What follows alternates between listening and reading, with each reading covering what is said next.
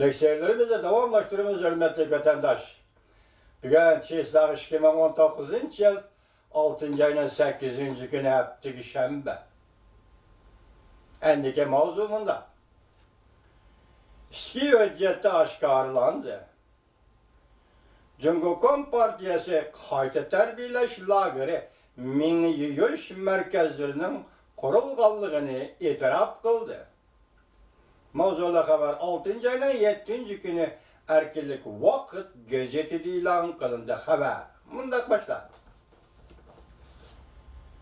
Cumhuriyet Partiyası Şinjan'da zor küllemde Kayta Terbiyeleş Lageri kurdu.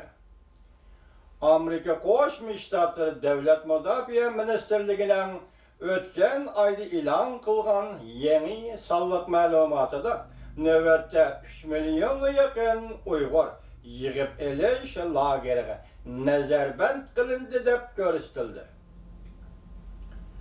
Lekin Cumhuriyet Partiyası mundaq organların mavcutluğunu inkar kıldı. Yani yığıp lageri deydiğen lagerinin mavcutluğunu inkar kıldı. Xitayning deginisi terbiyeleş lageri. Germaniyada bir nefer Şinjan meselesini tadqiq qiladigan mutaxassis mundaq ko'rsatdi. Cumhuriyet Partiyasının bir parça ichki hujjatiga asoslanganda doirlar qayta tarbiyalash lagerlarining mavjudligini e'tirof qildi. Hamda bu organning meni yuyish qurol ekanligini ham e'tirof qildi. Amerika Erkin Asya Radyosu Xitay til bilimining xabariga asoslanganda Cumhuriyet Partiyası Şinjan'da Uygurlar başçılığındaki az sonliq musulmon millatlarga ziyonkashlik qilganda nazorat qilish, aparatlarni, Xitoy ko'chmanlarini, soqchilarni ishga solib nazorat qilish aparatlarini, Xitoy ko'chmanlarini, soqchilarni ishga solib osmonda to'g'ri yerda qopqon qo'ribla qolmasdan yana nurg'ulg'an Uyg'urlarni nazarband qiladigan maxfiy qayta tarbiyalash lagerlarini qurib chiqdi. Bu yerda Abdur Xitoyning deginicha elyapti, qayta tarbiyalash degani yig'ilish lageri demak, Xitoyning talaffuz bilan gap qilyapti. Bu yerga nima deganligini aytayotganda shunday bo'ladi. Bir necha million Uyg'urni va boshqa millatlarni sababsizlar nazarband qildi. Bu endi o'zining fikri. Gerçi xalqaro jamiyatda nurg'ulg'an faktlarni misol keltirib, qayta tarbiyalash lagerining ichki sirlari fosh qilingan bo'lsa-mu, lekin Cumhuriyet Partiyasi hukumati yanala og'zini qattiq qilib, bu fosh qilingan materiallarni inkor qilib turibdi. Şinjan'da qayta tarbiyalash lagerlari meselesi de yani mustamlika Uyg'uristonda bizning tilimizda Abdurning tilida Şinjan'da o faktga hurmat qilyapti. Qayta tarbiyalash lagerlari meselesi de xalqaro diqqatga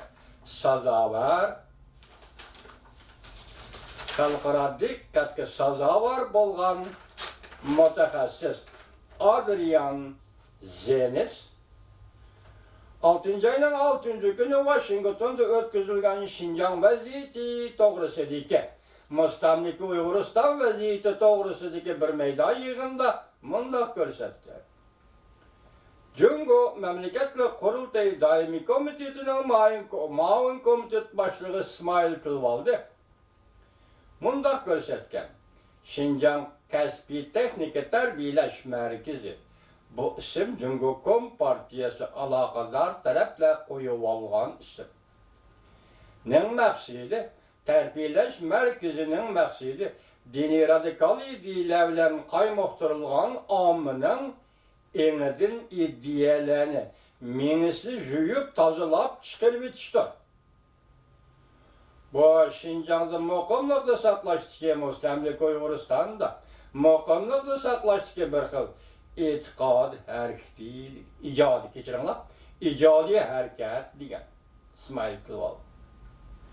Bu sözü şüphesiz ki qayta tarbiyalash lagerlarining mavjudligini e'tirof qilganlikdir.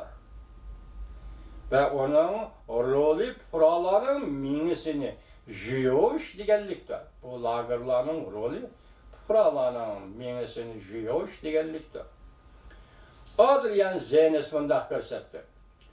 Cungo saxsı orqanlarının içki hüccetlerine əsaslanğanda xəbərdar kişilərin eytişçə, Şinjan'da qayta tərbiyələş lageri qamalğanlarının sani, müstəmlik Uyguristan'da cəza lageri qamalğanlarının sani bir yıl burun 100 mindən 1 milyon qoçu bolsa, bugünkü gündə cəza lageri qamalğanlarının sani 3 milyon kişiyə yetdi.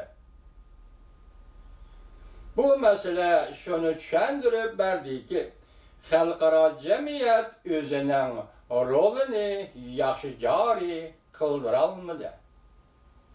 Bu məsələ şunu düşəndirib bərdi ki, xalqara cəmiyyət özünün rolunu yaxşı cari qıldıralmadı. Adrian Zenes mındaq çaqaraq qıldı.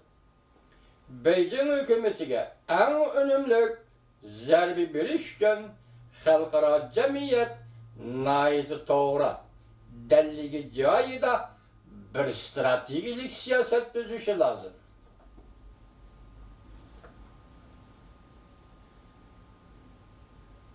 Çünkü Kompartiyasının səpsətələrini şu arkada paş qılışı lazım.